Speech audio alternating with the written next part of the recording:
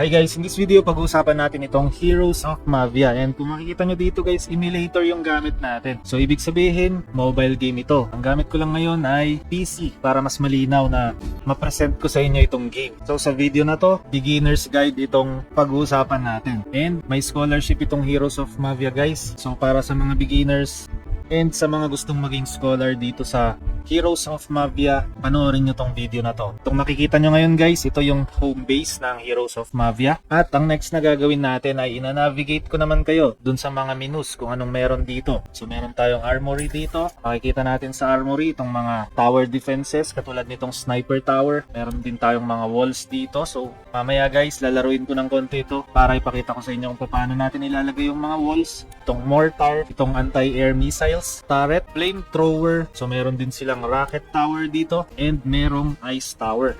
So yan yung mga defenses. Dito naman mayroon tayong resources tab dito. May gold collector, oil rig, gold storage, oil storage, and sa third tab naman mayroon tayong army. Una dyan yung vehicle factory, rally point, laboratory, aircraft, hero pedestal, infantry factory. Dito naman sa pangalawang tab dito sa buildings guys ay ang resources. Makikita natin dyan yung mga resources katulad ng oil, ng sapphire at ng gold. So dito tayo pwedeng bumili ng mga resource natin. Ang gagamitin natin dito itong pambili guys ay yung utility token ng Heroes of Mavia. Yun yung pag-usapan natin mamaya, yung tokenomics naman. And alam nyo naman guys na malapit na ang bull run. Nakikita naman na natin na packet na ng packet ang Bitcoin. Kaya naghahanap ulit tayo ng mga potential games na pwede nating investan ang mga token nila. Kasi alam natin na kapag maganda yung game, umaakyat talaga yung token niya. Pero not financial advice pa rin yan guys. And ito nga palang menu na to, itong battle. So pag clinic natin yan, mapupunta tayo dito sa multiplayer rank. So ipapakita ko na sa inyo guys kung paano umatak dito sa Heroes of Mavia. Gagawin ko, click ko yung find match and yan na siya. Naghahanap na siya ng aatakihin natin. So ito yung first na aatakihin natin guys. Ang troops na meron tayo ay may soldier tayo tsaka isang monkey. So ang aatakin muna natin dito ay mas maganda itong mga defenses. So dito ko i-deploy itong mga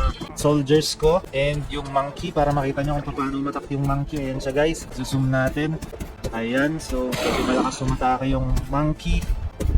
So ganyan lang siya guys, sobrang simple lang ng game na to. So kailangan lang natin mabasag lahat ng mga structures dito, mga buildings.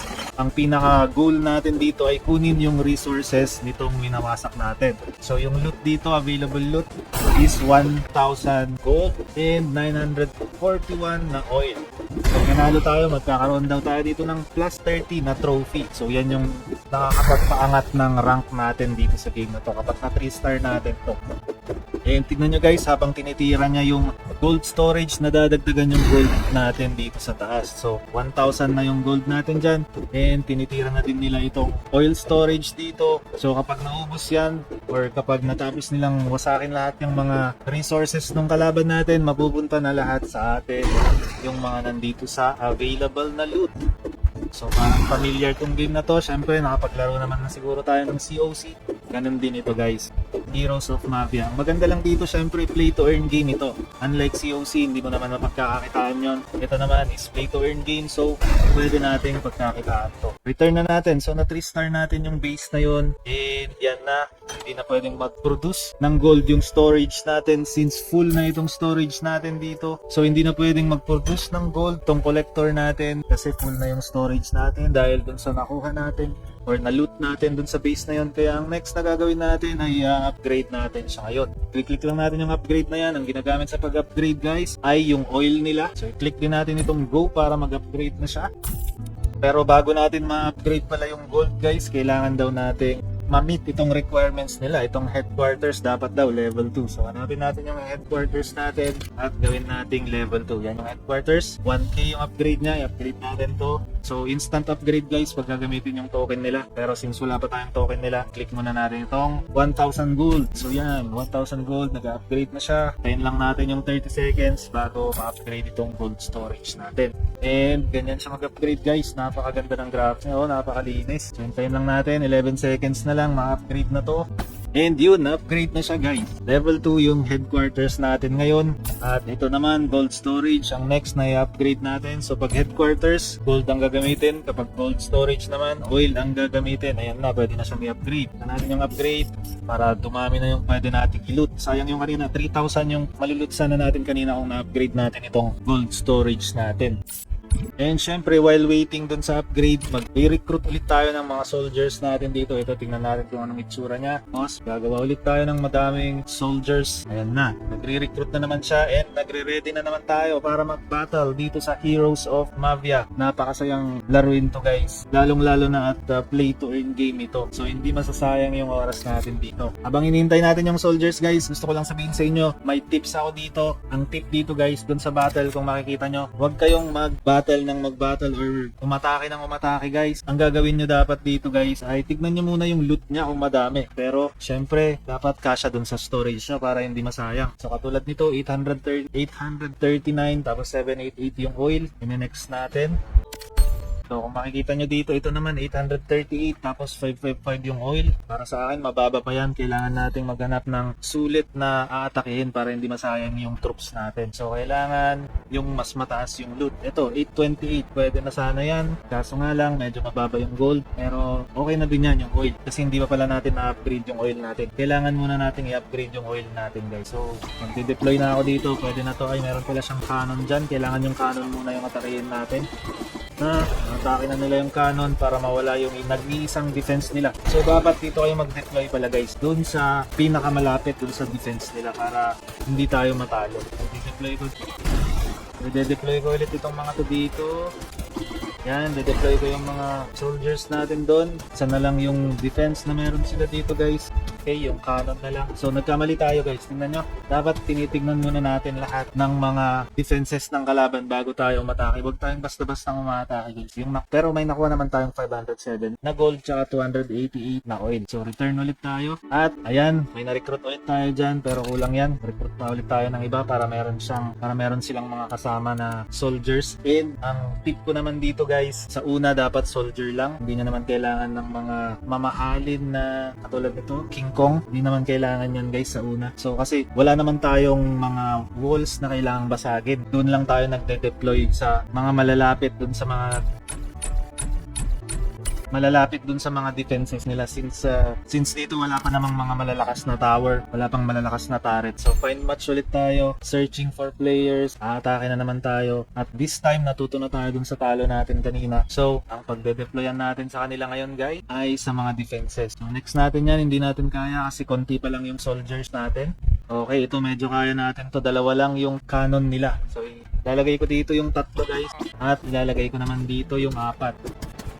At napapansin ko na kulang tayo sa oil. So kailangan nating i-upgrade itong level 1 na oil. Itong level 1 na oil storage para kapag umatake tayo dun sa mga base na may mga madaming oil, hindi masasayang yung makukuha natin. So plus 100 guys yung capacity nito. Grade natin ngayon. And yun, not enough gold. Kailangan pa natin ng 50 na gold.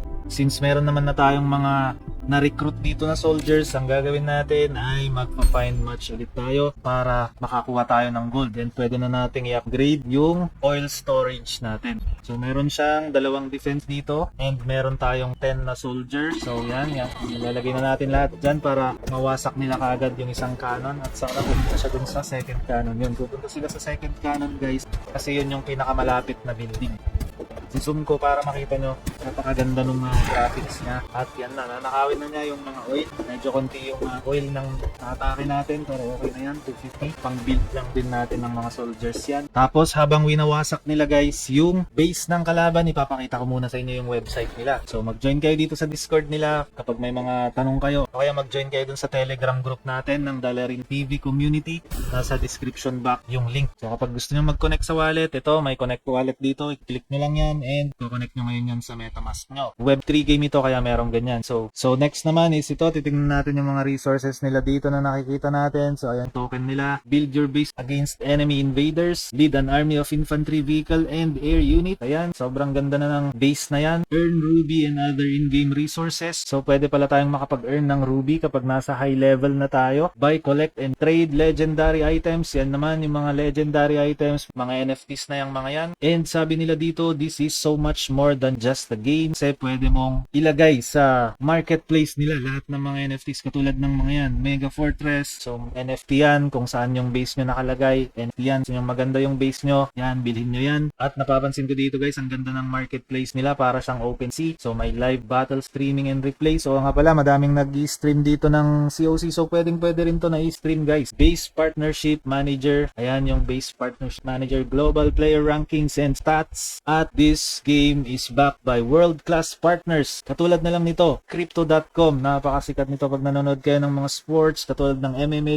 UFC. Yan, lagi silang sponsor, Crypto.com. And syempre yung Animoca brand. Isa sa mga trusted na ventures dito sa crypto. At yung mga guilds, makikita din natin dito, GuildFi, Merit Circle, Avocado DAO, Double Peak, Mechanism Capital, and Binance Lab. Syempre, kapag nag-research tayo about sa NFT game, tignan natin yung mga developers. At ito yung Scry's Studios team. At ang advisor nila ay, siguro naman kilala nyo na yan guys, sikat yung FaZe Clan na yan. Eric Rivera ng FaZe Clan. So ano nga ba yung plano nila dito sa game na to? Tignan natin yung roadmap nila. So ang alpha gameplay daw is 2023 Q2. Beta naman is 2023 Q3. Global rollout sa Q4 na. So malapit na. And sa Q1 next year guys ay user base growth. Pero hindi na muna natin pag-uusapan lahat ng mga information about dyan kasi ang video na to guys is about yung gameplay lang nitong Mavia. So return muna tayo at pupunta ulit tayo dito sa base natin. Magre-recruit ulit tayo para meron ulit magpa-farm ng oil mamaya. So puro soldier na naman. Dapat yung pinakamura muna guys ang binibuild nyo dito or ang nire-recruit nyo para hindi kayo magastusan sa oil. Next naman, upgrade na natin to. Pwede na to. Upgrade na yan. Okay, oil storage. Click natin ulit yung battle and find match. So 60 ang magagamit natin na gold every battle dito sa rank na to. At dito naman meron lang pala tayong 4. So back muna natin. Ayan, kailangan madami yung army natin bago tayo sumabak sa gera guys. So ano pang pwede nating pag-usapan? Tignan pala natin yung mga troops. So recruit tayo. Tignan natin mga itsura ng mga troops dito. Ganyan, yung isa si Blade. In-game na naman, work in progress. So basta ganyan itsura niya.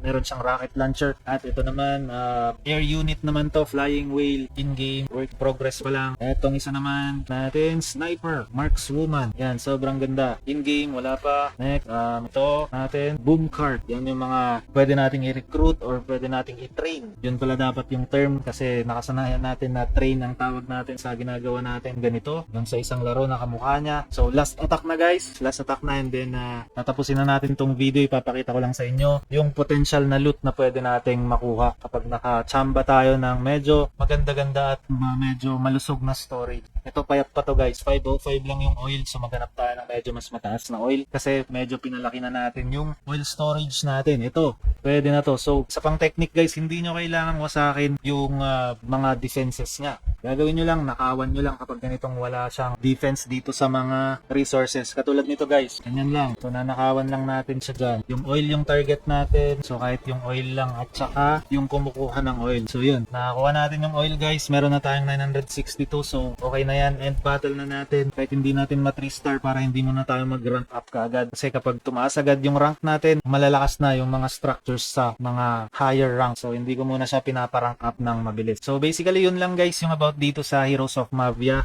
Beginner's guide lang ito. So kung gusto nyo ng part 2 about naman dun sa kitaan, subscribe lang kayo dito and comment nyo dun sa baba part 2 tapos ring nyo na din yung notification bell para manonotify kayo kapag gumawa ako ng part 2 ng game to. And guys, bye bye!